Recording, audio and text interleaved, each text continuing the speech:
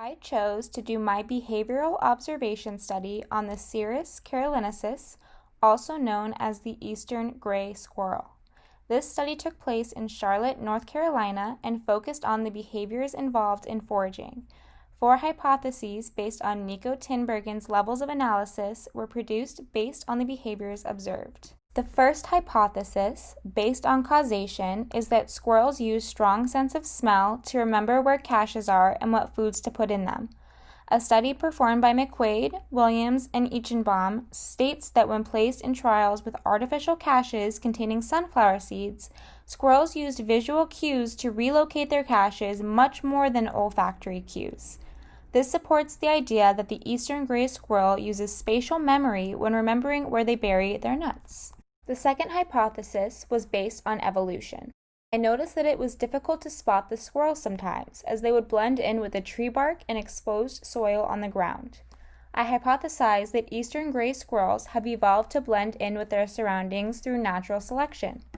Camouflage through natural selection is a common example used when talking about evolution. For instance, the black-peppered moths that evolved to blend into trees. Nico Tinbergen called these moths bark with wings because they so similarly resembled the tree trunks. Moths that were able to blend into the tree bark were most likely to survive because they were not being recognized by predators. The next level of analysis is function. I saw a lot of squirrels foraging and eating in my observations, but I noticed that sometimes squirrels would eat their findings right away, while other times they would take them up trees or behind rocks to cache. I hypothesized that squirrels would eat perishable foods immediately, things like garbage, fruit, or deshelled nuts, and store non-perishable foods for later. An experiment performed by Lucia Jacobs in 1992 aimed to answer why squirrels will eat certain foods and cache others. Squirrels actually proved to eat or cache foods depending on the energy investment. For example, if it was faster to eat the item than to cache it, then it would do so. The last level of analysis is development. I saw squirrels carrying food in their mouths all over the park, but surprisingly not caching them in the first place they stopped. I hypothesized that squirrels tried different caches to determine where the best place to hide the nuts are. However, studies show that eastern gray squirrels actually participate in behavioral deception.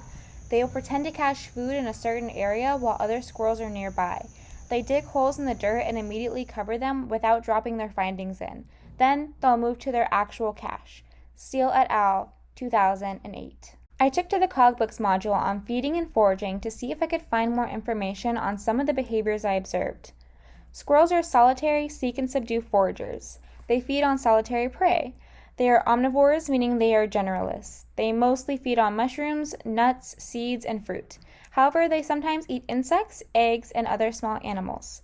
I believe that squirrels are central place foragers. That is, they leave their homes in search for food, but bring their findings back. Optimal foraging models state that there are benefits to food, such as energy, but the search for food comes at a cost, including energy, time, and handling. This goes back to the study done by Jacobs, where squirrels would immediately eat foods that cost more energy to cache than to eat.